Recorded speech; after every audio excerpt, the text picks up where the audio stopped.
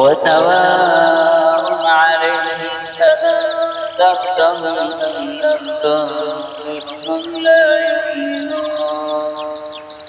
إنما تنذر من اتبع الذكر وخشي الرحمن بالغيب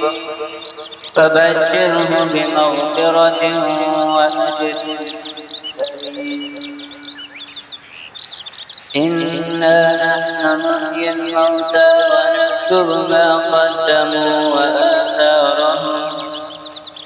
وكل شيء أحصيناه في إمام مبين. واضرب لهم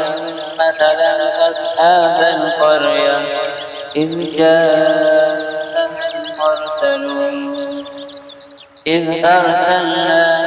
إليهم اثنين فكذبوهما فعززنا بثالث